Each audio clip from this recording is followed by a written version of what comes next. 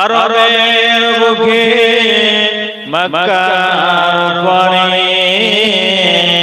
যেথায় মামিনার ঘর খোদার করুণা কৌসার হয়ে ঝরছে বারংবার বলালাবি কবালিহি كسبت جبالي حسنت جميع كسانه صلوا عليه وآله मोती मोहम्मद है मोती खुदा खुदा का प्यारा मोहम्मद प्यारा अल्लाहुम्मा सय्यदीना मौलाना मुहम्मद वाला सय्यदीना मौलाना मुहम्मद ला इलाहा इल्लल्लाह ला इलाहा इल्लल्लाह मुहम्मदुर रसूलुल्लाह सल्लल्लाहु अलैहि वसल्लम। अल्हम्दुलिल्लाह समस्त प्रशंसा মহান পরওয়ারদিগার আলাম রব্বুল আলামিন আল্লাহ পাকের, যে মহান পরওয়ারদিগার আলাম রব্বুল ইজ্জত আল্লাহ পাক আল্লাহ তাআলা আজ পবিত্র দিনে পেরিয়ে পবিত্র নূরে ভরা রাতে আমাদের মতো গুনাহগারকে আল্লাহ তাআলা কবুল করে নিয়ে এমন একটা জান্নাতি পরিবেশের ভিতরে আসার এবং বসার সুদিনের কথা আলোচনা করার তৌফিক দিয়েছেন। তার সকলে মিলে সেই মহান রবের দরবারে শুকরিয়া জ্ঞাপন করি। সকলে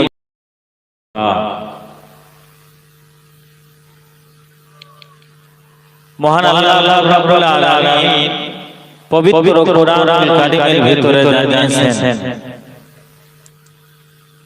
কুয়া আনসাকুম ওয়া আহলিকুম নার।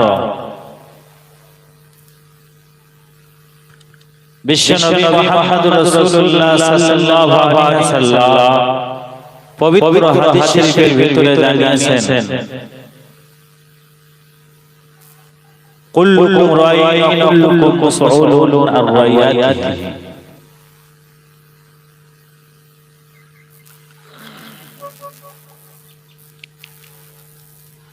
মহান আল্লাহ বললেন তোমরা জাহান্নামের আগুন থেকে বাঁচো এবং তোমাদের পরিবার পরিজনদেরকে বাঁচাও।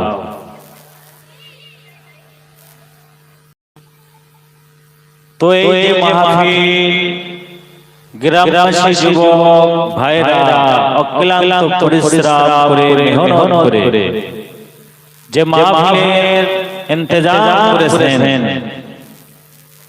এই মাহফিল সিরাত সঠিক পথের সন্ধান দেয়। এই মাহফিল জাহান্নাম থেকে বান্দাকে বাঁচিয়ে জান্নাতের পথ দেখায়।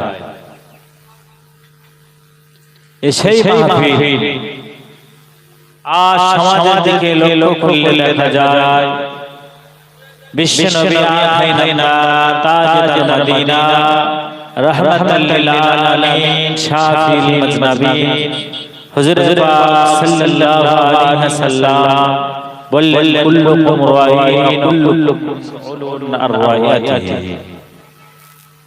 প্রত্যেক পরিবারে একটা করে গার্ডিয়ান নির্ধারিত আছে।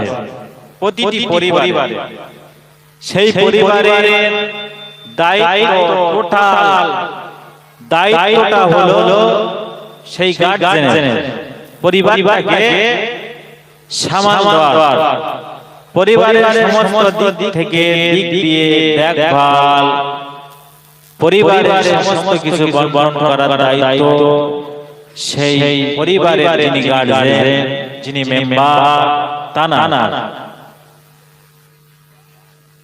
তো আজ গভীরভাবে লক্ষ্য করলে দেখতে পাই আল্লাহ তাআলা বড় শখ করে বান্দাকে সৃষ্টি করেছেন।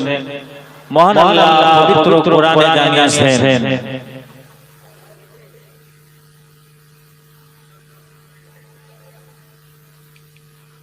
ওমা খালাকতুল জিন্না ওয়াল ইনসা ইল্লা লিয়াবুদুন। হে পৃথিবীবাসীরা, আমি আল্লাহ পাক আল্লাহ তাআলা বড় শখ করে মানব মণ্ডলীকে সৃষ্টি করেছি, তারা পৃথিবীর জমিনে আমি আল্লাহ পাক আল্লাহ তাআলা আমার হুকুমকে মেনে চলবে, আমার ইবাদত করবে, আমাকে ভয় করবে, আমার হুকুমকে মেনে চলবে। পৃথিবীর কোনো গতি শক্তি তাকে গ্রাস করতে পারবে না। যখন পৃথিবীর কোন মানুষ যখন কোরআন থেকে দূরে সরে যাবে, নবীর হাদিস থেকে দূরে সরে যাবে, সেই সময় ওই পৃথিবীবাসী ওই মানুষটা ক্ষতি দিতে যাবে, ওই লোকটি ক্ষতিগ্রস্ত হয়ে যাবে। এই ক্ষতি থেকে বাঁচতে গেলে আমাকে আপনাকে কোরআনের হুকুমকে মেনে নিতে হবে। নবী পাক সাল্লাল্লাহু আলাইহি ওয়াসাল্লাম হুজুরের হাদিসকে মেনে নিতে হবে। যদি কোরআন অনুযায়ী পৃথিবীতে জীবন যাপন করি, যদি নবীর হাদিস মোতাবেক পৃথিবীর জমিনে চলতে থাকি, আমার আপনার কোনো ভয় থাকবে না, কোনো দুঃখ দুর্দশা, কোনো চিন্তা ভাবনা থাকবে না। কিয়ামতে হাশরে কবরে মিজানে ফুলসরাতে আর যদি আমার আপনার দিনগুলো সময়গুলো যদি এলোমেলো ভাবে শয়তানের পথে কাটতে থাকে, হাশরের ময়দানে যে নবী না হলে আমি আপনি জান্নাতে যেতে পারবো না। যে নবীর সুপারিশ বিনে আমি আপনি কেউ জান্নাতের অধিবাসী হতে পারবো না। ও মুসলমান, একবার ভেবে দেখুন, চিন্তা করে দেখুন, আজকে যে মাহফিলে আমরা বসে আছি, এই মাহফিলটা বলো নবীয়ানা মাহফিল। এখানে দ্বীন ইসলামের কথা, সারা শরিয়াতের কথা এই মাহফিলে হয়। যে মুসলমানরা দ্বীনের কথা, ইসলামের কথা, নবী পাকের হাদিস কোরআন মোতাবেক নিজের জীবনকে গড়তে পারে, ওই মানুষটাই হলে ইন কুনতুম মুমিনিন, প্রকৃত ঈমানদার আর মুমিন। আজ সমাজের দিকে লক্ষ্য করে আমাদের সময়গুলো পানির স্রোতের মতো ভেসে যাচ্ছে, সময় আমরা মূল্যায়ন করতে পারছি না।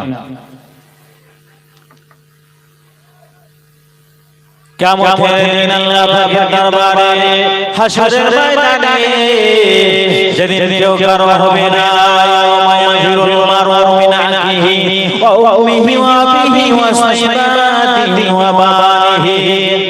সেদিন সন্তানকে দেখে পালিয়ে যাবে, বাপ সন্তানকে দেখে পালিয়ে যাবে, পিতা মামাকে দেখে সন্তান পালিয়ে যাবে, ভাই ব্রাদার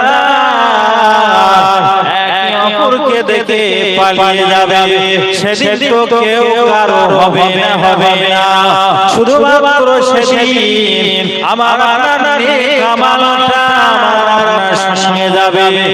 আর বিপাক সাল্লাল্লাহু আলাইহি ওয়াসাল্লাম আমাদের জন্য সুপারিশের কান্ডারি হয়ে যাবে।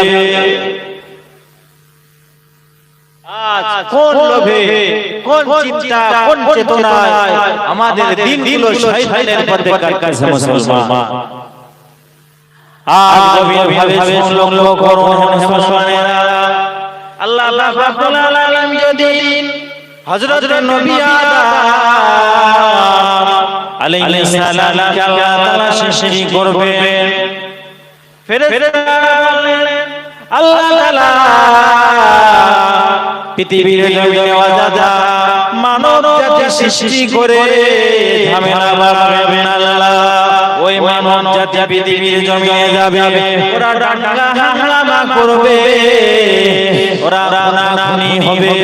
আল্লাহ তাআলা তোমার ফেরেশতা মণ্ডলী, আমরা তো তোমার ইবাদত বান্দি করি, আমরা তো সদা সর্বদা তোমার জিকির-আজকারের রতবাসী, সদা সর্বদা তোমার তাসবিহ আমরা পড়ি। কেন আল্লাহ তাআলা আপনি আদম জাতিকে সৃষ্টি করবেন, আল্লাহ আদম জাতিকে সৃষ্টি করবেন না, ওরা দুনিয়াতে মারপিট কোনো খারাপই হবে। আল্লাহ শরীফ ফেরেশতাদের উত্তরে বলেছিলেন ইন্নী আ'লামু মা লা তা'লামুন, হে ফেরেশতারা আমি আল্লাহ জানি তোমরা তা জানো না। আমি মানব মণ্ডলীকে সৃষ্টি করব পৃথিবীতে, আল্লাহ শরীফ এই কথা বলেছিলেন।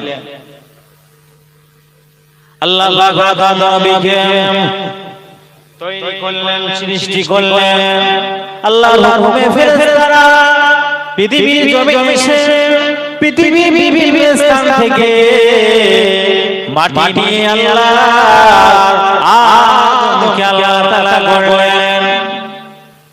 রব্বুল আলামিনের হুকুমে, আল্লাহ তাআলার হুকুমে আদমের ঘাড়ের ভিতরে আল্লাহ জান দিয়ে দিলেন। ওই সময় কিছুদিন যাওয়ার পরে আল্লাহ তাআলা যেদিন আদম নবীর রূহটা দিয়ে দিলেন, সঙ্গে সঙ্গে নবী আদমের হাসি আসলেন, হাসি হওয়ার সঙ্গে সঙ্গে নবী আদম বলেছিলেন আলহামদুলিল্লাহ, আল্লাহর প্রশংসা করেছিলেন শরীর। ও মুসলমান, যেদিন আল্লাহ তাআলা আদমকে সৃষ্টি করেছিলেন, যে ফেরেশতাদের লিডার ছিল, ফেরেশতাদের মাস্টার ছিল, তার নাম ছিল আজাজিল।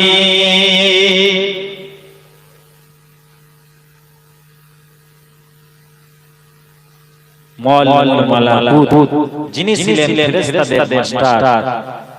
আল্লাহ তাআলা ওদিন ফেরেশতাদের লক্ষ্য করে বললেন, ও ফেরেশতারা তোমরা আদমকে কিবলা বানিয়ে হযরত আদমকে সিজদা দিয়ে দাও। আল্লাহর হুকুম জারি রাখার জন্য तमाम ফেরেশতা বান্দুলিরা সবাই আল্লাহর হুকুমে আদমকে কিবলা বানিয়ে একটা সিজদা দিলেন। আল্লাহ তাআলা আজাজিলকে বলেছিলেন, হে আজাজিল তুই আদমের সিজদা দিয়ে দে। আজাজিল সেদিন বলেছিল, আল্লাহ তাআলা ওই আদমকে আপনি সৃষ্টি করলেন, খলাকানি মিন তিন, আপনি মাটি থেকে নবী আদমকে সৃষ্টি করেছেন। ও খলাকানি মিন নার, আমাকে মাটি থেকে আমাকে আগুন থেকে সৃষ্টি করেছেন। আমার ধর্ম উপরে ওঠা, আগুনের ঘর উপরের দিকে যাওয়া, আর মাটি হলো পচা কাদা গলিত মাটি। আদমকে আপনি পচা মাটি থেকে কাদা থেকে বানিয়েছেন, আমি আদমকে সিজদা করব না। ওগো মুসলমান বাবা ভাইরা, সেই ইবলিস আজাজিল যখন নবী আদমকে সিজদা করলেন না, আল্লাহ বললেন, হে আজাজিল তো আমার থেকে দূরে সরে যা, তোর পারে লালানত বর্ষিত হলো। তুই যেমন আমাকে সেজদা করলি না, আমার হুকুমকে মানলি না, তুই মুরতাদ হয়ে গেলি। হে আজাজিল, আমার দরবার থেকে বেরিয়ে যা। একটা হুকুম অমান্য করেছিল আজাজিল, ফেরেশতাদের লিডার ছিল, মাস্টার ছিল, আল্লাহর হুকুম না মানার কারণে শয়তান হয়ে গেল। আজাজিল হলো ইবলিসে পরিণত হলো। ওগো মুসলমান বাবাজি ভাইরা আমার, হে দিনদার আল্লাহ ওয়ালা মুমিন, আমি যদি একবার ভাবি, লক্ষ্য করি আল্লাহর হুকুম না মানার কারণে আজাজিল আল্লাহর লানত প্রাপ্ত হলো, শয়তানে পরিণত হয়ে গেল। ওই দিন বলেছে শয়তান, বলেছে আল্লাহ আমি তো লানত প্রাপ্ত হয়ে গেলাম, অভিসম্পদ প্রাপ্ত হয়ে গেলাম। ওই আদমের কারণে, আদমকে সিজদা না করার কারণে আমি তো লানত প্রাপ্ত হয়ে গেলাম। তবে আমাকে কিছু ক্ষমতা দিন, আমি জাহান্নামে চলে যাব, আর আদমের আওলাদেরা জান্নাতের ভেতরে থাকবে। এটা তো হওয়া যাবে না, এটা তো হতে দেওয়া যাবে না। আদমের আওলাদকে আমি ধোঁকা দিয়ে, আমি শয়তান ইবলিস ওদেরকে আমার দলের ভিতরে নিয়ে আসব। আমি জাহান্নামে যাব আর আদমের আওলাদ জান্নাতে যাবে, এটা হতে দেওয়া যাবে না। ইবলিস বলেছেন আল্লাহ পাক আল্লাহ তাআলা আমাকে কিছু ক্ষমতা দিন, আমি যেন আদমের আওলাদকে ধোঁকা দিয়ে দ্বীন ইসলামের ভিতর থেকে তাদেরকে জাহান্নামের পথে, বিপদগামী পথে যেন নিয়ে যেতে পারি। আল্লাহ বলেন যা, কিয়ামত পর্যন্ত তোর মরণ হবে না। মানুষের শিরা উপশিরা সমস্ত জায়গায় যাওয়ার জন্য হুকুম করলাম, মানুষকে দাগা দেওয়ার জন্য, মানুষকে ধোঁকা দিয়ে জাহান্নামে নিয়ে যাওয়ার জন্য। কিন্তু তুই বারবার ধোঁকা দিবি, হে ইবলিস, বারবার ৭০ বার ধোঁকা দিবি। আমার বান্দা ৭২ বার আল্লাহ আমার ক্ষমা চাবে, ভিক্ষা চাবে। আল্লাহ পাক আল্লাহ তাআলা আমার আদমের আওলাদ, আমার বান্দাদেরকে আমি আল্লাহ তাআলা ক্ষমা করে দেব। শয়তান আদমকে ধোঁকা দেবে, আর আল্লাহ বলেন আমি ক্ষমা করব আমার বান্দাদের।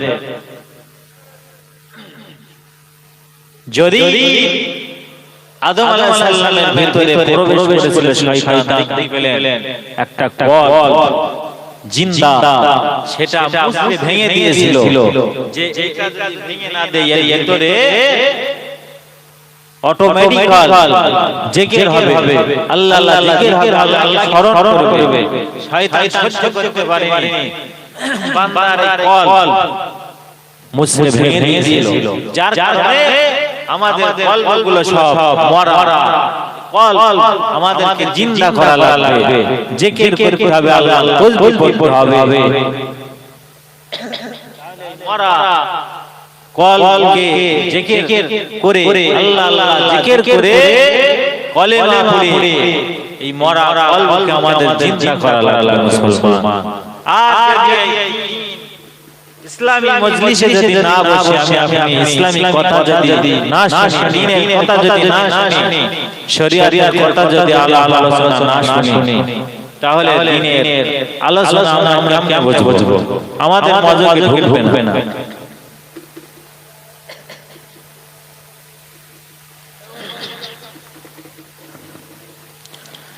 ওগো মুসলমান বাবাজি ভাইরা, আল্লাহ পাকের নবী আদম জান্নাতের ভিতরে আছেন, এমন সময় আল্লাহ তাআলা আদম আলাইহিস সালামের জোড়া তৈরি করবেন। হযরত আদম নবী জান্নাতের ভিতরে ঘুমিয়ে আছেন। এমন সময় আল্লাহ পাকের হুকুমে ফেরেশতা আদম আলাইহিস সালামের বাম বাজু থেকে একটা কাঠি খুলে নিয়েছে। হযরত নবী আদম আলাইহিস সালামের বাম বাজু থেকে একটা কাঠ খুলে নিয়েছেন। ওই কাঠি থেকে মহাবিবি আল্লাহ তাআলা পয়দা করলেন। আদম নবী জান্নাতের ভিতরে ঘুমিয়ে আছেন। হঠাৎ করে পাশে দেখতে পেলেন একজন সুন্দর চাঁদের ফুটফুটে রমণী। আল্লাহ পাকের হুকুমে নবী আলাইহিস সালামের শেষে বিবি হাওয়া আলাইহিস সালামের শেষে বিবাহ বন্ধন হলেন। আল্লাহ পাক বললেন, হে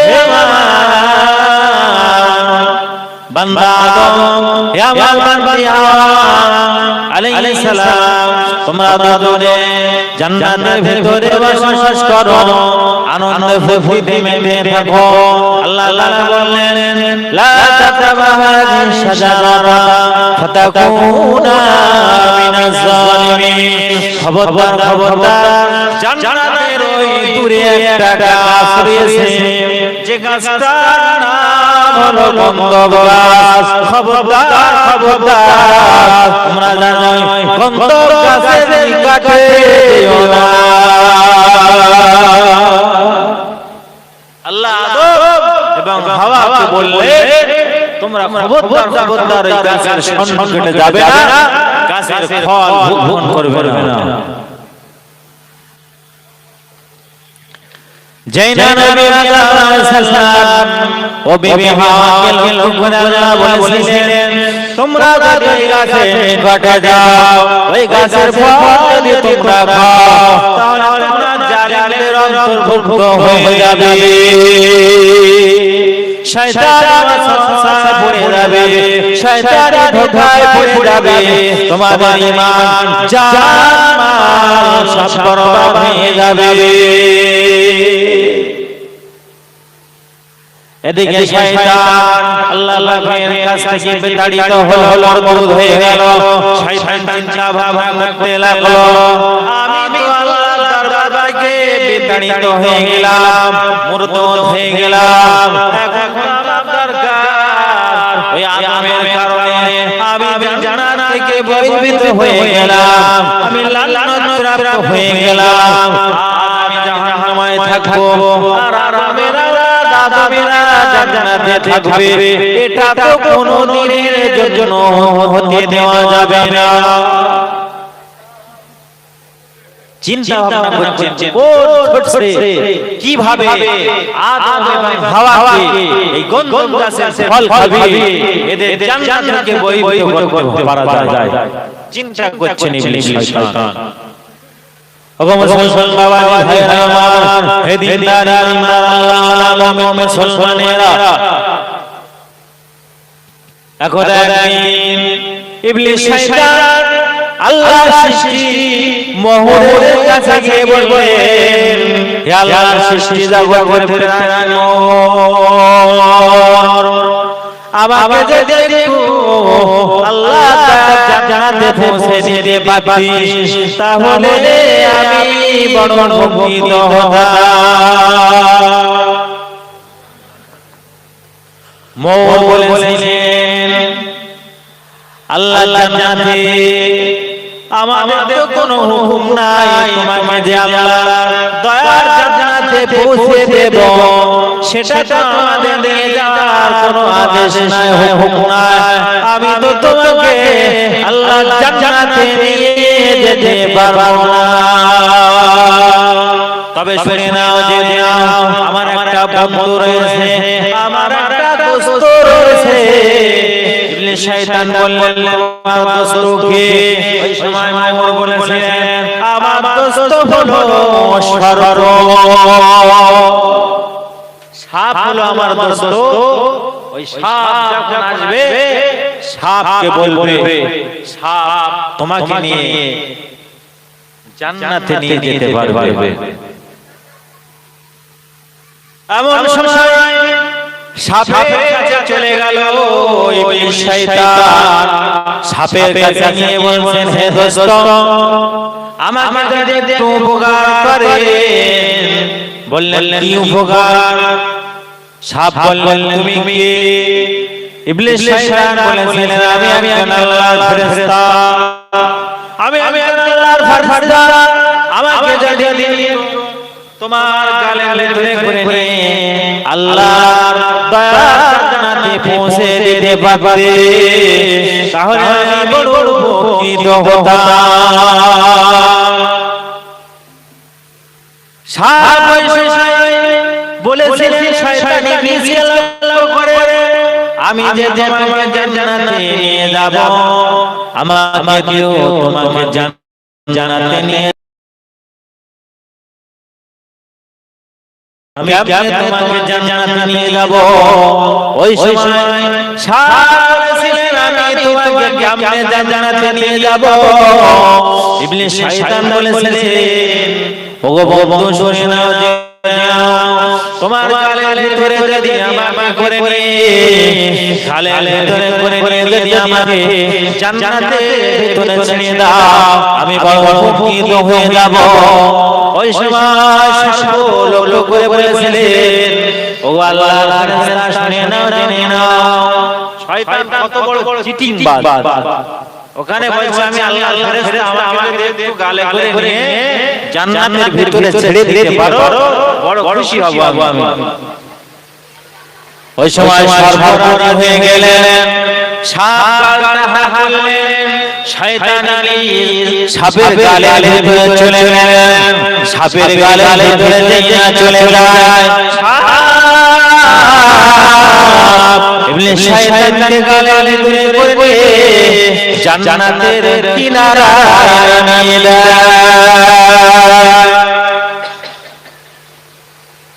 ওগো মুসলমান ভাইরা, যে শয়তানকে সাপ জান্নাতের ভিতরে একটা স্থানে নামিয়ে দিয়েছেন, ওই সময় শয়তান ইবলিস একটা শিশু বাচ্চা ধারণ করে গন্ধব গাছের নিকটে বসে কচি বাচ্চা কেঁদে কেঁদে হয়ে যায়।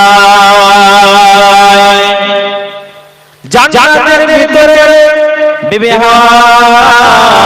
নবী আদম আলাইহিস সালাম খুব সুখে শান্তিতে জান্নাতের ভিতরে বসবাস করছেন। হযরত নবী আদম আলাইহিস সালাম আল্লাহর জিকিরের ভিতরে মশগুল হয়েছেন। এমন সময় বিবি কানে একটা করুণ কান্নার আওয়াজ ভেসে আসে। হঠাৎ দেখলেন জান্নাতের ভিতরে ওই গন্ধব গাছের কাছে বসে একটা শিশু বাচ্চা ক্রন্দন করে। মনে প্রাণে মায়া লেগে গেল, বিবি হাওয়া মনে প্রাণে জড়ায় গেল। বিবি হাওয়া আশা করলেন, হে বাচ্চা, ওগো বাবা, তুমি কেন এখানে কান্নাকাটি করো? কি হয়েছে এখানে, কেন কান্নাকাটি করো? শয়তান ইবলিস বলেছিল, আমি তোমাদের সঙ্গে কাঁদতেছি, আমি শুনেছি আর বেশি দিন তোমাদের আল্লাহ জান্নাতের ভিতরে রাখবে না, তোমাদেরকে জান্নাত থেকে বহিষ্কৃত করবে। তাই তোমাদের সঙ্গে আমি কাঁদতেছি। বিবি হাওয়া বললেন, কি কাজ করলে চিরস্থায়ী জনম জান্নাতের ভিতরে থাকা যাবে? কোন কাজ করলে এই জান্নাতের ভিতরে থাকা যাবে? ওই সময় শয়তান বলেছিলেন, ও বিবি হাওয়া, শুনে নাও, জেনে নাও, এই যে গন্ধব গাছের ফলটা তুমি তুমি খাবে, তোমার স্বামী হযরত আদমকে খাবে যদি তুমি ভক্ষণ করতে পারো, তোমার স্বামী আদমকে যদি ভক্ষণ করাতে পারো, আর কোনদিনের জন্য তোমাদেরকে জান্নাত থেকে আল্লাহ তাআলা কোথাও পাঠিয়ে দেবে না, দুনিয়ার জমিনে সদা সর্বদা চিরস্থায়ী জান্নাতের ভিতরে বসবাস করবে। শয়তান এই নাটক শুরু করেছে জান্নাতের ভিতরে। হযরত হাওয়া বিবি বলেন, আমি নাই ফলটা ভক্ষণ করলাম, আমি নাই ফলটা খেয়ে নিলাম, আমার স্বামী হযরত নবী আদমকে কেমনে খাওয়াবো? সদা সর্বদা তো তিনি ইবাদতে মশগুল থাকেন। আল্লাহ তাআলা বলেছেন, লা তাকরাবা হাযিহি শাজারাতা ফাতাকুনা মিনাজ জালিমিন। খবরদার খবরদার, তোমরা ওই গাছে কাটা যাবে না, ওই গাছের ফল তোমরা খাবে না। আল্লাহর হুকুম আমরা কেমনে ভঙ্গ করব? শয়তান ইবলিস বলেছিল, যদি এই ফল যদি ভক্ষণ না করো তাহলে তোমরা বড় বিপদের সম্মুখীন হয়ে যাবে, জান্নাতের ভিতরে তোমরা থাকবে না। মহিলা মানুষ চিন্তা ভাবনা করতে লাগলো, তাহলে সেটাই ভালো। যদি জান্নাত থেকে আল্লাহ আমাদেরকে তাড়িয়ে দেয় কি হবে? আল্লাহ বলেছিল, তোমরা এই গাছের নিকটে যাবে না, গাছের ফল খাবে না, খবরদার। তাহলে জালেমের অন্তর্ভুক্ত হবে। সে কথা হযরত বিবি হাওয়া মাথা থেকে উধাও হয়ে গেল। শয়তান যখন মাথায় বসে না, তখন আমাদের মাথা কাজ করবে না, শয়তান মাথা ঘুরিয়ে দেয়। ওই সময় বিবি হাওয়া মাথায় সে আল্লাহর হুকুম আর নেই, হুকুমটা উধাও হয়ে গেছে। শয়তান যে বিবি হাওয়া যাও, খবরদার খবরদার, এই ফল যেন ফেলে দেবে না, এই ফলটা খেয়ে নেবে, তাহলে চিরস্থায়ী এই জান্নাতের ভিতরে বসবাস করতে পারবে। বিবি হাওয়া গন্ধব গাছের ফলটা ভক্ষণ করলেন। তার আগে শয়তান বলেছিলেন, এই ফলটা এত সুস্বাদু, এত সুন্দর খেতে, যদি একবার এই ফল খেতে পারো তাহলে চিরজীবন এই জান্নাতের ভিতরে বসবাস করবে। তাই শুনে মাহাওয়ার সালাতুস সালাম গন্ধব গাছের ফলটা খেলেন। ইবলিস শয়তানের কপাল হাতে ধরিয়ে দিয়ে বললেন, আমি হযরত আদমকে খাইয়ে দেবে। একটা কাজ করেছে, বিবি হাওয়াকে খাইয়ে ফেলেছে, আর একটু দরকার আদম খাওয়াবে। কোন পরিস্থিতিতে কোন পর্যায়ে খাওয়ানো যায়, চিন্তায় মাথা বিভোর হয়ে আছে। হযরত নবী আদম আলাইহিস সালাম আল্লাহকে মশগুল, আল্লাহকে মশগুল আছে। বিবি হাওয়া স্বামী আদমের সম্মুখে হাজির হয়ে গেল। নবী আদম আলাইহিস সালাম স্বামীকে নবী আদম আলাইহিস সালাম বিবিকে লক্ষ্য করে বললেন, ও বিবি, তোমার মাথা কি, তোমার মাথা কি ফল? হাওয়া বিবি বলেছিলেন, ওগো স্বামী আমার, এই ফলটা হলো এই গন্ধব গাছের ফল। কোথায় বিবিকে দিয়েছে? ওই সময় বিবি হাওয়া নবী আদমকে বলেছিলেন, এই ফলটা ওই মানুষটা হাতে ধরে দিয়েছে। আদম নবী বলেছিলেন, হে তুমি কি ফল ভক্ষণ করলে নাকি? বললেন, জি হ্যাঁ, আমি ফল ভক্ষণ করে ফেলেছি। কি সর্বনাশ করলে, এবারে ক্ষতিগ্রস্ত হয়ে যাবে। কি সর্বনাশ করলেন, কি ক্ষতি করে ফেলেছ? আল্লাহ তাআলা শেষ করেছিল, খবরদার ওই গাছের কাটে যেও না, গাছের ফল খেও না, আল্লাহর হুকুমকে লঙ্ঘন করে ফেলেছো, আর তো জান্নাতের অন্তর্ভুক্ত হয়ে যাব, জান্নাতের ভিতরে চিরস্থায়ী আমাদের বসবাসের জায়গা হবে। আদম নবী সেজদায় পড়লেন, আল্লাহর কাছে তওবা করলেন, আল্লাহর কাছে কেঁদে কেঁদে রোনাজারি করতে লাগলেন। আল্লাহ ভুল করেছি, ক্ষমা করে দাও, ভুল করেছি, মাফ করে দাও। আল্লাহ সারা রাত ধরে আল্লাহর কাছে কেঁদে কেঁদে রোনাজারি করে করে ক্ষমা চাইতে লাগলেন। সারা রাত আল্লাহর কাছে ক্ষমা চেয়ে গেলেন, ক্লান্ত হয়ে পড়লেন। শয়তানি চক্রান্ত দিচ্ছে মা হাওয়ার মাথায়, কিভাবে আদম খাওয়ানো যায়। একটা কুলি খাবি, কাজ হয়েছে, আর একটা কুলি ফেলতে হবে।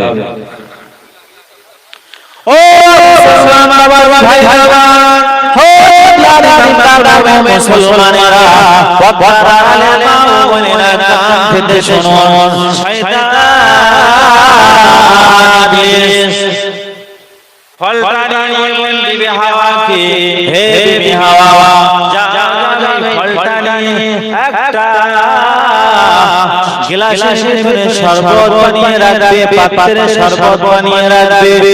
তোমার স্বামী যখন ইবাদত বান্দি করে গ্লাসে শান্ত হয়ে পড়বে, তোমার কাছে যখন এক পেয়ালা পানি যাবে, সঙ্গে সঙ্গে তোমার স্বামীকে এই পানিটা, এই শরবতটা খাইয়ে দেবে। আদম নবী সারা রাত আল্লাহর ইবাদত করলেন, তাসবিহ তাহলিল করলেন, জিকির আজকার করলেন, তওবা করলেন।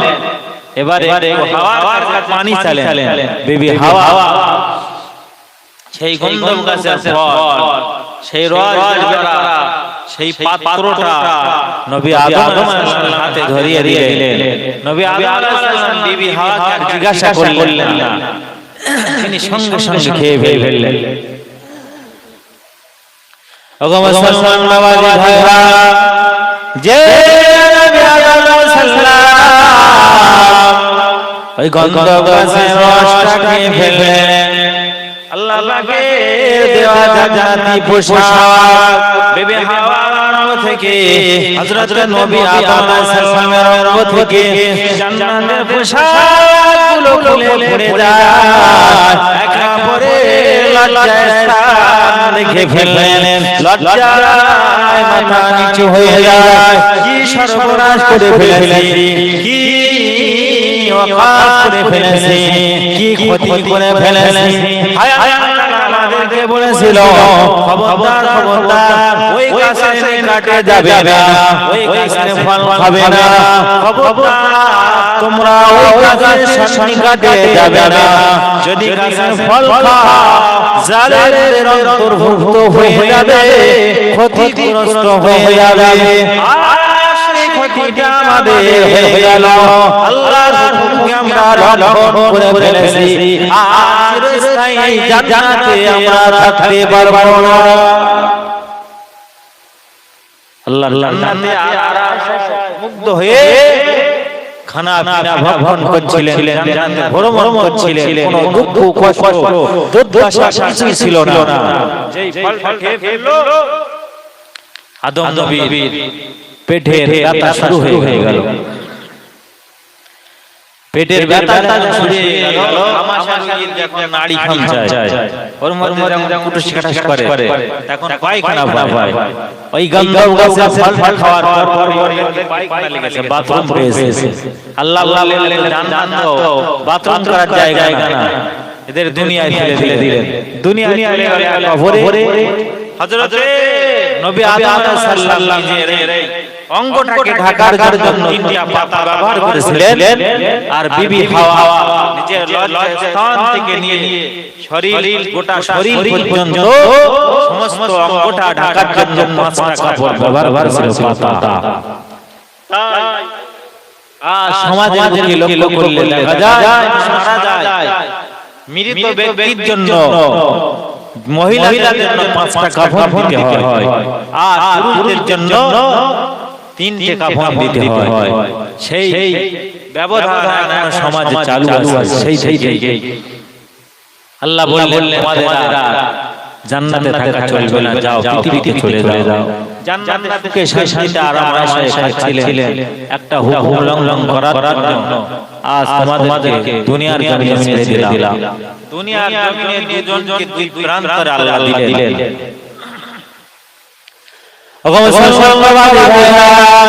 স্বামী স্ত্রীর সঙ্গে আল্লাহ তাআলা 360 বছর একে অপরের সঙ্গে দেখা হয় না।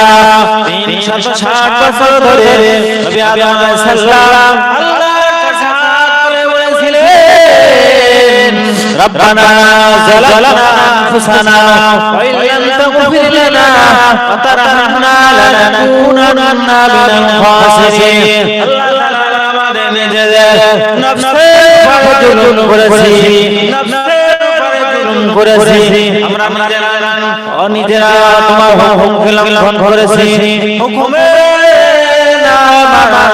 না মেনে আমরা ক্ষতিগ্রস্ত হয়েছি, আমরা বিপদগ্রস্ত হয়েছি। আল্লাহ তাআলা আমাদেরকে ক্ষমা করে দাও, আমাদের ভুলকে ক্ষমা করে দাও, মাফ করে দাও।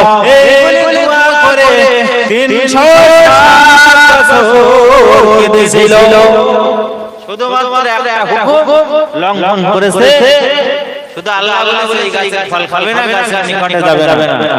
অন্য কোনো দোষ ছিল না, কোনো অপরাধ ছিল না, একটুখানি লঙ্ঘন ফল খেয়েছে, যার কারণে স্বামী স্ত্রী একে অপরে 360 বছর কেঁদে চোখের ধার দিয়ে পানি গড়িয়ে ঘা হয়ে গিয়েছিল।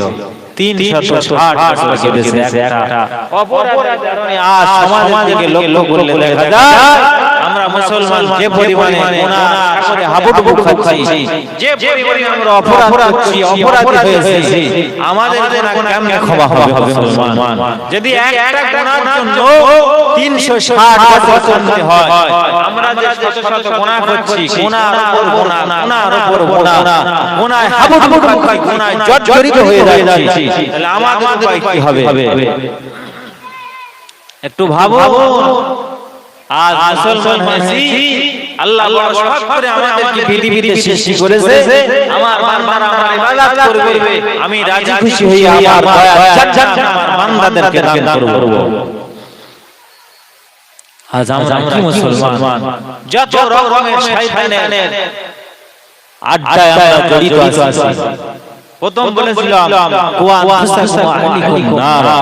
তোমরা নিজেরা জাহান্নামের আগুন থেকে বাঁচো, পরিবার পরিজনদেরকে বাঁচাও। আর সমাজের আমি আমার কমে যে কটা মানুষ রয়েছে, আমার পরিবারে যে কটা মানুষ রয়েছে, তাদেরকে আমার দায়িত্ব কি? তাদেরকে 5 নামাজ পড়ার কথা বলতে হবে, কোরআন পড়ার কথা বলতে হবে। আর কয়েকদিন পরে 5 দিন পরে পবিত্র রহমতের মাস রমজান মুবারকের মাস আসতেছে, যে মাসে একটি মাস রোজার জন্য আল্লাহ তাআলা ফরজ করেছেন। আর সমাজকে লক্ষ্য করলে দেখা যায় আমরা যে সমাজের মানুষ, আমাদের সন্তানাদি তারা রোজায় দিলে বাপ মা বলে এখন ছোট মতো রোজা করতে হবে না, বলে না যে এখন থেকে অভ্যাস করো, তাহলে যখন থেকে তোমার প্রতি রোজা ফরজ হবে, আর কষ্ট হবে না। বাবারও বলে আমার বাচ্চাটা চোখ বসে যাবে, বাচ্চাটা ক্ষুধার জ্বালায় পেটের নাড়ি দেখাচ্ছে, এবার বাচ্চা রোজা করতে হবে না বাবা। তাহলে কেমন বাবা সন্তানকে কোথায় ঠেলে দিচ্ছে? গাড্ডায় ঠেলে দিচ্ছে। সন্তানকে বাবা কেমন ভাবে জাহান্নামের রাস্তা দেখাচ্ছে।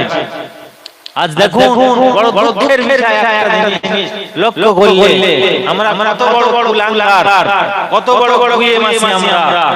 আজ মুসলমান এমন হয়েছে বলতে খারাপ লাগে, না বললেও নয়। আমি যদি না বলি কিয়ামতের দিন আমার মতন বকবাদ জিভটা টেনে ছিঁড়ে লোহার কাঁচি দিয়ে কেটে ফেলবে সেদিন। হক কথা বলবে আমাদেরকে। দেখা যাচ্ছে সমাজের যেখানে মিলাদের কোনো মিলাদ কমিটি চাঁদা দিতে গেলে অনেক বাড়িওয়ালারা বলে চাঁদা দেব না জলসায়। আবার সমাজের দিকে লক্ষ্য করুন, কোন একটা বাড়িতে বিয়ের আগে যে অনুষ্ঠান হয়, বিয়ের আগে অনুষ্ঠান হচ্ছে কি যে আইবুড়ো ভাত হচ্ছে, সেই আইবুড়ো ভাতে কি আছে নাচনি আনা আছে, ধই ধরে নাচতা হিজড়ে এদের গানা আছে, ব্যান্ডের বাজনা আছে, এরা ব্যাপারটায় নাচানাচি করছে। আর মুসলমান এরা আমরা চোখ বের করে দেখাশোনা করছি যে মুসলমানিটা নবীর সুন্নাত, যে সুন্নাতটা আমরা নবী ইব্রাহিম আলাইহিস সালামের সময় খাতনা হয়েছিল, এই খাতনা মুসলমানদের দেওয়া হয়েছে। সমাজকে লক্ষ্য করলে দেখা যায় সুন্নাত কাজ করছি, অথচ আগে কি করছি শয়তানি কাজ করছি। পরে সুন্নাত আছে, আগের দিন শয়তানটা নিয়ে বাজনা বাজিয়ে সেখানে আমরা চাঁদা দিয়ে সেই সমস্ত নাসিয়ারগুলো এলে আমরা নাচ করছি। এই মুসলমান সরপুর রক্ত পুজ হালাল হারাম মিষ্টি মিঠাই গোশ মাছ যেটা হালাল বৈধ সেটাও খাচ্ছি, যেটা হারাম সেটাও পাইল করে খাচ্ছি। যে টাকাটা আমাদের জন্য হালাল হয়েছে এই হালাল টাকাটা আমরা কি হারাম করে খাচ্ছি। কি জুতির মুসলমান আমরা! এতে আমরা বলি নবীর উম্মত, আমরা জান্নাতে যাব। এরা অধঃপতন যাবে না, কোন জাতি অধঃপতন যাবে? আজ বলি না অন্য জাতি, তাদের ধর্ম, তাদের ইসলাম নেই, তাদের কোরআন নেই, তাদের নবী নেই, তাদের হাদিস নেই, তাদের মসজিদ নেই, তাদের মাদ্রাসা নেই, তাদের নামাজ নাই, তাদের নামাজের পাটি নাই, তাদের রোজা নাই, তাদের ওম নেই, তাদের কিছু নেই। তারা জান্নাতে করতে পারে। আমি দাবি করছি মুসলমান, আবার কাজগুলো করছি কি শয়তানি কাজ। বলেন ভাইরা আমার, কেমনে আমরা জান্নাতে যাব? কেমনে দাবি করতে পারি নবীর উম্মত বেহেশতে যাব? বেহেশতে কি মামুর বাড়ি বারান্দা? जब से आएगा तो हलाल होगा, জান্নাত বসে দেবে দেও। যে কামাই করতেছি, এই কামাই ঠেল দিন হাসর হয়ে যাবে আমার। যে কর্ম করছে খারাপ কর্মগুলো, সে কর্মের প্রতিদান আমাদেরকে পেতে হবে। মহান আল্লাহ পাক পবিত্র কোরআনে বলেন, ফামা ইয়ামাল মিসকালা যাররাতিন খায়রান ইয়ারা ওয়া ইয়ামাল মিসকালা যাররাতিন শাররান ইয়ারা। ও মুসলমানেরা, আমার বাবা ভাইরা শাসনাও জানাও, পৃথিবীর জমিনে যদি তোমরা একটা যারা পরিমাণে যদি নেকির কাজ করো, ওই যারা পরিমাণে নেকির কাজটা তোমাকে সেদিন দেখানো হবে। আর পৃথিবীর জমিনে থাকতে যদি যারা পরিমাণে সৎ কাজ করো, সেটা থেকেও আমি কেউ বঞ্চিত হব না। এটা কোরআনের কথা, আমার বাপের কথা না। মুসলমান, এই দুনিয়াতে এসেছি ক্ষণিকের জন্য, আজ আছে তো কাল থাকবে না। যে মানুষটা পৃথিবীতে চোখ বন্ধ করলো, তার জন্য কিয়ামত শুরু হয়ে গেল। চোখটা শুধুমাত্র বন্ধ করতে যাওয়ার সময়, ওর কবরে দোয়া লাগবে না। চোখ বন্ধ করবে খাটিয়ায় শোয়ানো লাগবে না। চোখ বন্ধ করবে যে গোসলের পাটা, তাতেও ওর শোয়ানো লাগবে না। চোখ বন্ধ করবে শিয়ারে শোয়ানো লাগবে, ওর কিয়ামত শুরু হয়ে গেল। দুনিয়ার যত রকমের কর্ম সব শেষ, পরকালের প্রথম শুরু চোখ বন্ধর পরপরই। আজ আমাদের আর কবে হুঁশ হবে, কবে আমাদের জ্ঞান পরিবার ফিরে আসবে, ভালো কাজের দিকে আমরা চলে আসব। আল্লাহ আমাদেরকে তৌফিক দান করুন, আমরা যারা এই সমস্ত কর্মের ভিতরে জড়িত আছি। বলে আমরা এই সমস্ত খারাপ কাজগুলো করব, আবার আল্লাহ করব, তাহলে একই সব কাজ। আখিরি জামানায় এমন একটা সময় আসবে, যে সময় এক শ্রেণীর একদল পাখিরা, তারা নাজাত নোংরা কথা পায়খানা টুকরে খাচ্ছে, আর তাদের ডানায় লেখা রয়েছে কলেমা শরীফ। তাহলে জিজ্ঞাসা করা হলো, বলল আখিরি জামানা নবীর উম্মতের ভিতরে ওরা একদল হবে যাদের মুখে থাকবে কলেমা, অথচ তারা এই সমস্ত হারাম কাজগুলো, নাফরমানি, বাদপাড়ি কাজগুলো তাদের দ্বারা হবে। এরা নবীর উম্মত হবে, এরা জান্নাতের দাবিদার হবে। তাহলে বলে মুসলমান যে কোন ওয়াত আমাদেরকে একটা বেছে নিতে হবে। যদি মনে করেন আমার জান্নাত দরকার আছে, তাহলে নবীর হাদিস, আল্লাহর কোরআন মেনে আমাদের জীবন যাপন করতে হবে। যদি মনে করেন আমার জান্নাতের কোনো প্রয়োজন নেই, আমি সহ্য করতে পারবো যদি আগুনে আমাকে পোড়ানো হয়, আমাকে যদি আগুনে পোড়ানো হয় আমি সহ্য করতে পারবো। ওগো মুসলমান বাবা যারা শুনুন, মৃত্যুর যাতনা তো কঠিন, মৃত্যুর যাতনা তো কষ্ট। একদিন হযরতে নবী ঈসা আলাইহিস সালাম, নবী ঈসা রূহুল্লাহ পথ দিয়ে হেঁটে হেঁটে চলে যায়।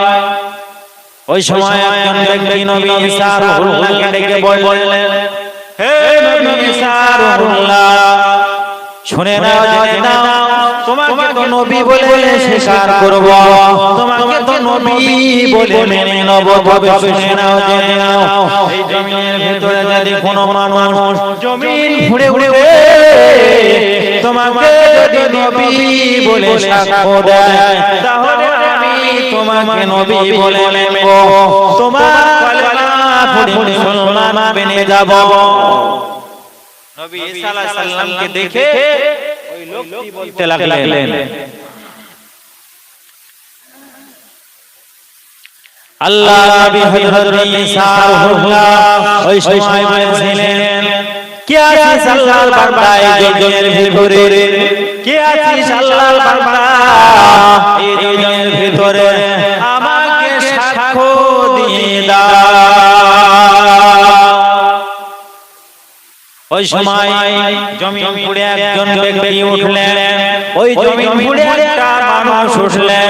ওই মানুষটা দাড়ি মুবারক গুলো সাদা হয়ে গেছে, মাথার চুলগুলো সব সাদা হয়ে গেছে। নবী ঈসা রূহুল্লাহ বললেন, তুমি কে? ওই সময় ওই ব্যক্তি বললেন, আমি হলাম নবী নূহ আলাইহিস সালামের বেটা শাম। বলে, তুমি কতদিন আগে এই পৃথিবীর জমিন ছেড়ে মাটির তল ওই সময় নবীর বেটা শাম বলেছিলেন, হে আল্লাহর নবী ঈসা রূহুল্লাহ,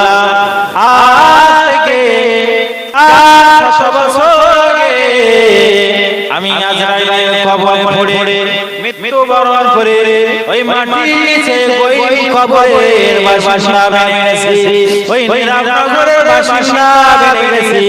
যদি আজরাইলের কবরে পড়ে আমার জান আজরাইল ছিনিয়ে নিয়েছিল, আজরাইল যদি আমার জানটা কবজ করে নিয়েছিল, সেই দিনের কষ্ট এখনো আমার শরীরে 16 আনা রয়েছে। 400 বছর আগে ইন্তেকাল হয়েছে যে মানুষটা কবরের ভিতরে রয়েছে, নবী ঈসা আলাইহিস সালাম বললেন, কে আছো জমিনের ভিতরে, আমাকে সাক্ষ্য দাও। নবী নূহর বেটা শাম কবর থেকে উঠে সাক্ষ্য দিলেন। এবারে নবী ঈসা রূহুল্লাহ বললেন, কত বছর আগে এই পৃথিবী ছেড়ে বিদায় নিয়েছে? বলে 400 বছর আগে। বলেন নবী আলাইহিস সালামের জমানায় তো মানুষের দাড়ি আর মাথা চুল সাদা ছিল না, তাহলে দাড়ি মাথা চুল সাদা হলো কি করে? ওই সময় নবী আলাইহিস সালামের বেটা শাম বলেছিলেন, ও নবী ঈসা রূহুল্লাহ, শুনে না জেনে না, যখন আপনি আমাকে বললেন কে আছো জমিনের ভিতরে, আমাকে একবার সাক্ষ্য দিয়ে দাও। আপনার এই কথার আওয়াজ শুনে আমি সেই আজরাইল যদি আমাকে জান তরমুজ করেছিল আজরাইলের কথা স্মরণে ভরে গেল মনে ভরে গেল সেই ভয়ে ভয়ে ভয়ে আমি সাপ আমার চুল দাড়িগুলো পেকে গেছে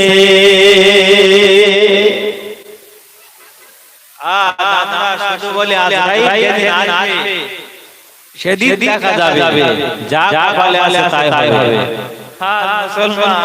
আল্লাহ শরীরটা দিয়েছে কোটি কোটি টাকা সম্পদ এই কোটি কোটি টাকা সম্পদে যদি কোন জায়গায় একটা কাঁটা বিঁধে যায় শরীরের কোন একটা আঙ্গুল কেটে যায় শরীরের কোন একটা পেটের ভিতরে যন্ত্রণা হলো শরীরের কোন একটা জায়গায় ব্যথা হলো আমরা মুসলমান যন্ত্রণা ব্যথা কাটা ফাটা জ্বালা যন্ত্রণা আমাদের সহ্য করার ক্ষমতা নাই আমরা আবার বলি আজরাইল আসবে তখন দেখা যাবে এখন তো ভয়ে পেশাব করে ফেলবে পায়খানা হয়ে যাবে বলে আমাকে তখন রাজা মুসলমান যে গতিতে আমরা পাপ করে চলতেছি দুনিয়ায় কলেমাতে এখন মনে হবে না যদি দিনের ভিতরে পাঁচ ওয়াক্ত নামাজের ভিতরে থাকতে পারি সদা সর্বদা শরীরটাকে পবিত্র রাখতে পারি নবী যেদিন ইন্তেকাল হয়ে যাবে সেদিন আজরাইল ভিতরে সিনা মোবারকের উপরে সাত আঙ্গুলখানা রেখেছিল নবী কি বলেছিলেন ও আজরাইল আলাইহিস সালাম আমার বুকের উপরে সিনার উপরে ওহদের পাহাড়টা চাপিয়ে দিলেন নাকি ভাই ওই সময় আজরাইল বলেছিলেন ইয়া রাসূলুল্লাহ ইয়া হাবিবাল্লাহ না না না আপনার বুকের উপরে ওহদের পাহাড় চাপিয়ে দেই না আপনার বুকের উপরে আমার শাহাদাত আঙ্গুলখানা চাপিয়ে দিয়েছি সেদিন নবী বলেছিলেন হে ভাই যদি শাহাদাত আঙ্গুলটা চাপিয়ে দেওয়ার কারণে এতটা কষ্ট অনুভূত হয় যেদিন আমার উম্মাত ইন্তেকাল হবে আমার উম্মতির কত না কষ্ট হবে সেদিন বলেছিলেন আজরাইল নবীকে লক্ষ্য করে বলেছিলেন ইয়া রাসূলুল্লাহ ইয়া হাবিবাল্লাহ ওই দিন যারা গুনাহগার হবে তাদের উপরে এত কষ্ট দেওয়া হবে তাদের উপরে এত জুলুম করা হবে এত কষ্ট নিয়ে আযাব দিয়ে তাদের জানখানা তাদের টাকাখানা ছিনিয়ে নেওয়া হবে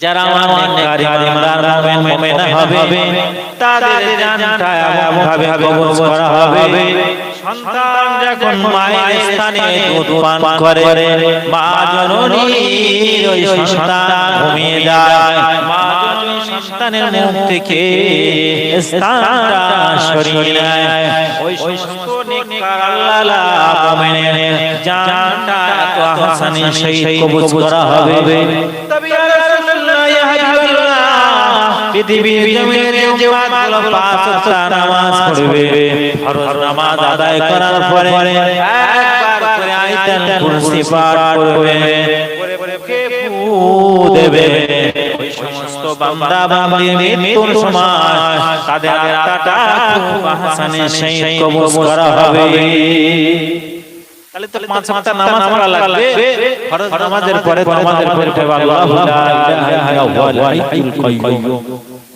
এই যে আয়াতুল কুরসি আমাদের পড়া লাগবে বুকে ফু দেওয়া লাগবে তাহলে আমাদের আশা করা যায় জানটা আহসানের সহিত কবুল হতে পারে আজ নামাজ নাই কালাম নেই ওই করে এটা শয়তানের আড্ডায় পাস হচ্ছে আবার দাবি করছে নবীর মান খালি বলে কপাল পড়া আর কি আছে মহব্বতের জন্য কলে লা ইলাহা ইল্লাল্লাহ লা ইলাহা ইল্লাল্লাহ লা ইলাহা ইল্লাল্লাহ মুহাম্মাদুর রাসূলুল্লাহ সাল্লাল্লাহু আলাইহি ওয়াসাল্লাম গতকাল এখানে গজল হয়েছে তা গজলের সময় আমি ছিলাম না, লোক কি হলো না হলো, যারা ছিল তারাই জানে। এই মজলিস কি মেয়ে ছেলে ভর্তি হয়ে গেল? হয়নি? তাহলে জায়গা ভালো, আমার কথাটা রেখেছে। আল্লাহ এদেরকে হেদায়েত দান করুক। অধিকাংশ জায়গায় গজল শিল্পী এসেছে আর সমাজের ঘরের বউ মেয়েগুলো বার করে এনে ওরা দিন করে এমন বাঁধন নাচানি করছে স্টেজগুলোয়, এদেরকে ঘরে থেকে বার করে নিয়ে এদেরও জাহান্নামের ভিতরে, ওরা ওখানে খারাপ হয়ে যাচ্ছে, সমাজ অধঃপতনে যাচ্ছে। আমি সমস্ত আমার যুবক ভাইদের এবং বাবুদের বলবো, সত্যিকারে যদি মাহফিলটা আমাদের বাপ মা দাদা দাদি আত্মীয়-স্বজন যারা পৃথিবী ছেড়ে বিদায় নিয়ে কবরের বাসা বেঁধেছেন, তাদের মাগফিরাত কল্যাণের জন্য যদি হয়ে থাকে, তাহলে আমরা সেই শান্তি কামনার জন্য এই জলসাটা দেব। আল্লাহ কবুল করে নেবেন। আর যদি আমাদের চিন্তা ফিকির কামায়ের জন্য আর দেশে ওই সমস্ত গজল শিল্পীগুলো এনে নাচান গান করার চিন্তা ফিকির আমাদের থাকে, গজল দিয়ে কোনো এক বিন্দু নেকি হবে না। গজল দিয়ে আর সমাজে দেখা যেখানে মিলাদ আছে আগে কি আইবো ভাই, মানে গজল পরের দিন দিয়ে, তবে গজল দিয়ে আগে দিনে আমাদের গ্রাম বাচ্চাদের প্রতি বছর করতেন আমার এই বাবুরা। আল্লাহ না জানি এদের মস্তকে দিয়েছে বেরে নেই দিয়েছে, এবছর সেটা পাল্টে গজলের ব্যবধান করেছেন। আমি বলবো সমস্ত গজল আলাদের এনে বাড়ির বউগুলো মেয়েগুলো বার করে ঈমান নামক যে মূল্যবান সম্পদ, সেটাকে আমরা হরণ করব না। মহিলা মানুষ মহিলার জায়গায় থাক, মহিলা মানুষ ঘরে থাক, ঘরের মহিলাগুলো যেন বাইরে বার হয়ে যায়, তারা পর্দার ভিতরে থাকুক, তারা খুব মূল্যবান সম্পদ, তাদের নিজেদের হেফাজত তারা নিজেরাই করবে, আমরা এই কামনা করব। আর আমার এই যুবক ভাই বাবাজিদেরকে, যুবক ভাই বাবাজিদেরকে উদ্দেশ্য বলবো, আপনারা এই সমস্ত কর্মের দিকে আর ভাবিবেন না। বাচ্চাদের জন্য কোরআনের শিক্ষা, শরীয়তের শিক্ষা, দ্বীন ইসলামের শিক্ষা আমরা শিক্ষায় শিক্ষিত করব। তারা দ্বীনের শিক্ষা শিখে তারা নিজেদের পথ পরিষ্কার পথে চালিয়ে নিজেরা নিজেদের গন্তব্যে স্থান আল্লাহ জান্নাত যেন আমরা পুরাই করতে পারি। আল্লাহ সকলকে কবুল করে, সকলেই বলি আল্লাহুম্মা আমিন।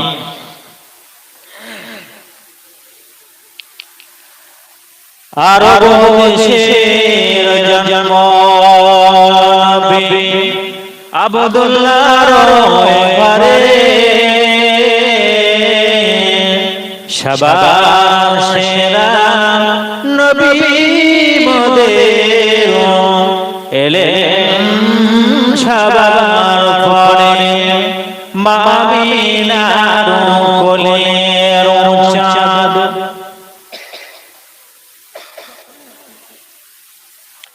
করে ঝলমল, তরসল আলা মুহাম্মাদিন বল সকলে বল আল্লাহুম্মা, সবাই একটু উচ্চ আওয়াজে পড়ুন, আল্লাহুম্মা সাল্লি আলা সাইয়্যিদিনা মাওলানা মুহাম্মদ ওয়া আলা আলি সাইয়্যিদিনা মাওলানা মুহাম্মদ। ও মুসলমান ভাইরা, আজ আমরা পৃথিবীর জমিনে নবীর উম্মত বলে দাবি করি। পৃথিবীর জমিনে নবীর সাহাবারা তারা নবীকে কত ভালোবেসেছিলেন, কত মহব্বত করেছিলেন। নবীর সাহাবা হযরতে হামজালা রাদিয়াল্লাহু তাআলা আনহু তিনি নতুন বিবাহ করলেন। নতুন বিবাহ করার পরে গভীর রাতে তার বাসরাত উদযাপিত হবে। এমন সময় রাতের বেলায় বিবি নিয়ে আনন্দ খুশিতে মেতেছিলেন। কে যেন একটা আওয়াজ নিয়ে নিয়ে যায়। দিনের নবী হযরতে মুহাম্মদুর রাসূলুল্লাহ সাল্লাল্লাহু আলাইহি ওয়াসাল্লাম তিনি উহুদের ময়দানে শহীদ হয়ে গেছে। আল্লাহ আজ পৃথিবীর জমিনে জীবিত নাই। হামজালা রাদিয়াল্লাহু তাআলা আনহু নতুন বিবাহ করে বাসর ঘরে তিনি বিবির সঙ্গে আনন্দ ফুর্তি করছেন।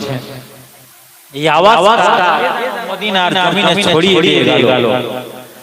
আর আল্লাহ নবী দুনিয়ায় আয়, নবী পৃথিবীতে নাই, নবী বিদায় হয়ে গেছেন। ও সুবহানাল্লাহ, এই আওয়াজটা চতুর্দিকে ছড়িয়ে গেল। হযরত হামজালা রাদিয়াল্লাহু তাআলা আনহু বিবিকে বলেছিলেন, ও প্রাণের বিবি, যে নবী পৃথিবীতে নাই, যে নবী পৃথিবীতে নাই, সেই নবীর জন্য, যে নবীর জন্য ইসলামের ভিতরে দাখিল হয়েছিলাম, সে যে নবীকে ভালোবেসে ইসলাম গ্রহণ করেছিলাম, আর সেই নবী পৃথিবী থেকে বিদায় নিয়েছেন। আমি আর দুনিয়ায় থাকতে রাজি না। আমাকে তলোয়ার ঢাল দিয়ে দাও, আমি যুদ্ধের ময়দানে চলে যাই। আল্লাহ বিন সাহাবা হযরত হামজালা রাদিয়াল্লাহু তাআলা আনহু বিবি বলেছিলেন, ও আমার প্রাণের স্বামী, শুনে নাও, জেনে নাও, রাতের বেলা আমার সঙ্গে মেলামেশা করেছো, তোমার জন্য গোসল ফরজ হয়ে গেছে, তুমি একটু ফরজ গোসলটা সেরে দাও। ওই সময় হামজালা রাদিয়াল্লাহু তাআলা আনহু বলেছিলেন, ও প্রাণের বিবি, শুনে নাও, জেনে নাও, কার জন্য আমি ফরজ গোসল করব? যে আমি পৃথিবীতে নাই, সেই নবীকে হারিয়েছি, আর নবীকে দেখতে পাবো না। নবীর জন্য আমি গোসল করব, কিন্তু নবী তো পৃথিবীতে নাই, যুদ্ধের ময়দানে চলে যায়। বিবির কাছে বেড়াই বললেন, বিবি গো, যদি আমি পৃথিবীর জমিনে বেঁচে থাকি, তাহলে আবার দিন হয়ে যদি ফিরে আসি দেখা হবে, আর যদি ইন্তেকাল হয়ে যায়, শহীদ হয়ে যায়, জান্নাতের ভিতরে দেখা হয়ে যাবে। নবীকে কত মহব্বত করতেন, নিজেদের অন্তরে থেকে এত ভালোবাসতেন, মহব্বত করতেন। যুদ্ধের ময়দানে চলে গেলেন, যুদ্ধের ময়দানে যুদ্ধ করতে লাগলেন। ওগো মুসলমানবাদী ভাইরা, নবীকে পাওয়ার আশায়, নবীর মহব্বত, নবীর ভালোবাসায়, নবীকে ভালোবাসার জন্য নিজের জানকে উহুদের ময়দানে কুরবান করে দিয়েছেন।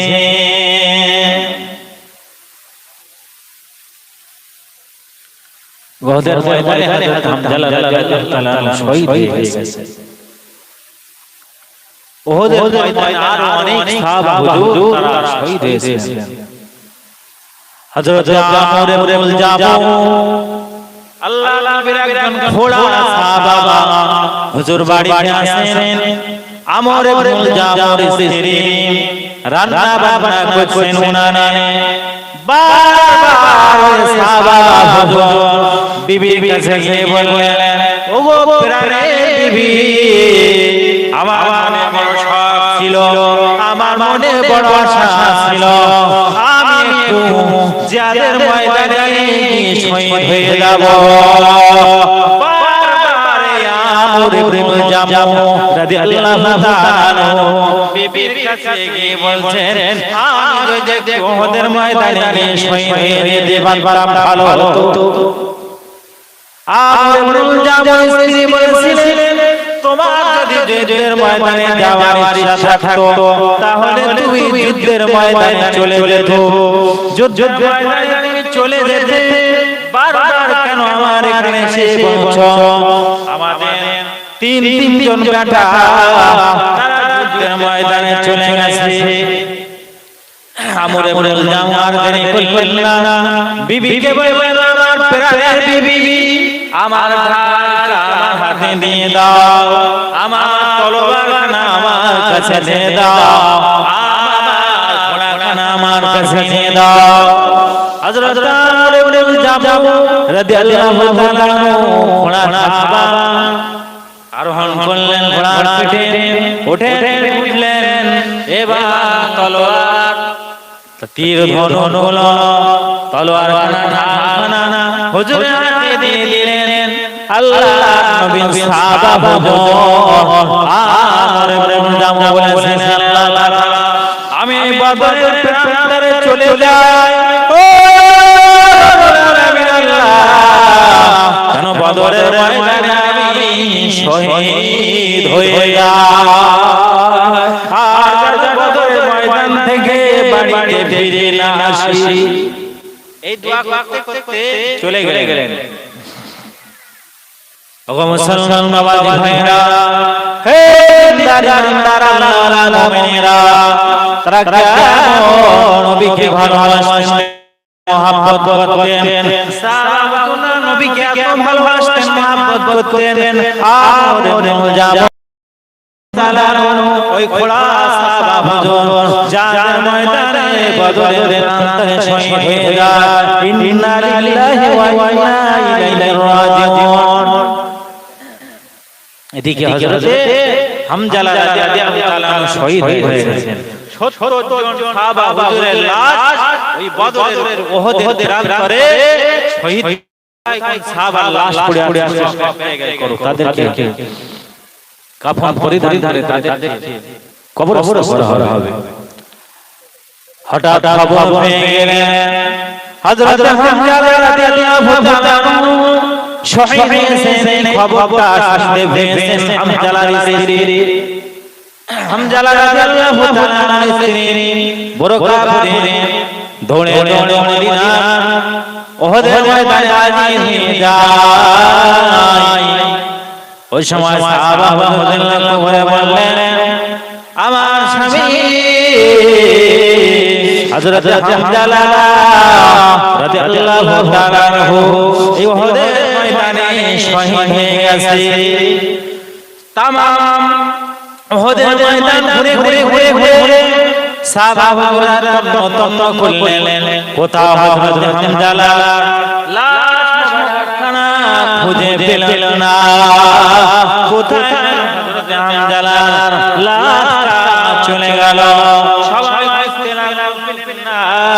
হামজালা এসে বললেন আমার স্বামী বাসার ঘরে আমাকে নিয়ে ফুর্তিতে মেতেছিলেন। হঠাৎ আওয়াজ হলো নবী পৃথিবীর জমিনে আর নাই। আমার স্বামীর উপরে গোসল ফরজ হয়েছে, আমার স্বামীকে গোসলটা ফরজ করিয়ে দিও। খুঁজে খুঁজে কোথায় সাহাবা হুজুরের লাশ পাওয়া গেল না। আল্লাহর ফেরেশতারা হামজালা রাদিয়াল্লাহু তাআলা লাশ মোবারকখানা আসমানে নিয়ে আল্লাহ তাআলার ফেরেশতারা গোসল দিয়ে ওই পাহাড়ে পদদেশে নিয়ে গেল। ওই সময় হামজালা রাদিয়াল্লাহু তাআলার লাশ মোবারকখানা পাওয়া গেল। 70 জন সাহাবাকে শোয়ানো আছে। হযরত আমর জামুর স্ত্রী তিনি এসে বলে আমার স্বামীর লাশটা এই যানবাহনের উপরে বেঁধে দেন, আমি আমার স্বামীকে নিয়ে আমার নিজের এলাকায় স্বামীকে কবর দেব সেখানে। হযরত আমর ইবনে জামু আল্লাহর নবীর দিগাল সাহাবা হুজুরের লাশটা ওড়ার পিঠে বেঁধে দেওয়া হলো। মদিনার দিকে চালিয়ে যাওয়া হলো, কিন্তু আমর ইবনে জামু রাদিয়াল্লাহু তাআলা ও জামানটা নিজের বাড়ি দিকে চলে না, বারবার ফিরে আসে। হযরত আবু জাবর স্ত্রীকে জিজ্ঞাসা করা হলো, তোমার স্বামী যখন বাড়ি থেকে জিহাদের ময়দানে আসতেছিল ওই সময় তোমার স্বামী কি কোনো কথা কি বলেছিল? স্ত্রী বলছে, আমার স্বামী বলেছিল বাড়ি থেকে বাইরে হবার সময়, আল্লাহ তাআলা আমি এই উহুদের ময়দানে চলে যাচ্ছি, আমি উহুদের ময়দানে চলে যাচ্ছি, আমার দেহটা যেন আর না ফিরে আসে, উহুদের ময়দানে আমি শহীদ হয়ে যাই, আমার গন্তব্যস্থানে বাড়ি না ফিরে আসি। এই দোয়া করেছিলেন। তাই হযরত আমর ইবনে জাবর রাদিয়াল্লাহু তাআলা লাশটা বাড়িকে চালিয়ে দেওয়া হয়, কোনো মতে যানবাহন বাড়িকে যায় না। আল্লাহর নবীর ওই বিগল আলম সাহাবা হুজুরের লাশ, ওই ৭০ সাহাবা হুজুরের লাশ বদরের প্রান্তরে এক জায়গায় সব কবরস্থ করা হয়েছে। ও আসমানে গেলে কখন দেখা যায় আমরা নবীর উম্মত বলে দাবিদার, নবীর উম্মত বলে দাবিদার, নবীর উম্মত বলে দাবি করি। যেখানে নবী আলাদা হয়, যেখানে কোরআনের কথা হয়, হাদিসের কথা হয়, শরিয়াতের কথা হয়, দ্বীন ইসলামের কথা হয়, কপাল পোড়ারা জায়গায় বসতে চায় না। আবার করি আমরা নবীর উম্মত, আমরা নবীর উম্মত, নবীর উম্মত। বলেন সাহাবাদের মতন কি আমরা ভালোবাসতে পেরেছি নবীকে? কোনদিন পারিনি। শুধুমাত্র এই নবীওয়ালা জলসায় বসবো, সে বসার মতো সময় আমাদের হাতে নেই। কি ব্যস্ততা আমরা! দেখেন খোঁজ করলে দেখা যাবে কিছু যুবক ছেলে এখন ফোন নিয়ে ফ্রি ফায়ার ফেসবুক ঘাটাঘাটি করছে। দেখেন অনেক মানুষ রয়েছে, খোঁজ করলে পাওয়া যাবে তারা আশে আড্ডায় মাতব্বারি করছে। অনেক মানুষ দেখেন বাগানে গাঁজার আড্ডায় পড়ে আছে। এরা নবীর উম্মত, কি হবে এদের কপাল! পুড়েছে এখন ফিরে আসেন, দিন থাকতে সময় থাকে, যদি বাঁচতে চাও আর এভাবে অবহেলা আমাদের সময় পার হয়। আল্লাহ কোরআনে বলেন ইন্নাল মুবাযযিরিনা কানু ওয়ানা শায়াতিন, যারা অপচয় করে তারা হলো শয়তানের ভাই। ও মুসলমানেরা, শয়তানের ঠিকানা হলো জাহান্নাম। যারা শয়তানের ভয় তারা জান্নাতে যাবে নাকি? শয়তানের যদি ঠিকানা হয় জাহান্নাম, তাহলে শয়তানের ভয় যাবে জাহান্নাম। জাহান্নাম থেকে বাঁচতে হলে ওয়া আনফুসাকুম ওয়া আহলিকুম নার, তোমরা নিজেরা জাহান্নামের আগুন থেকে বাঁচো, পরিবার পরিজনদেরকে বাঁচাও। আমাদেরকে বাঁচতে হবে, পরিবারের সকল কাহালে বায়াতদেরকে সঠিক কথা বলতে হবে। আর কয়েকদিন পর পবিত্র রমজানুল মুবারকের মাস, আপনারা নিয়ত করবেন এক মাস রোজা রাখা এবং তারাবি পড়া, পাঁচ নামাজি বেনে যান। আমাদের সকলকে কবুল করে হুজুর এসেছেন, আপনাদের সম্মুখে ওয়াজ করবেন।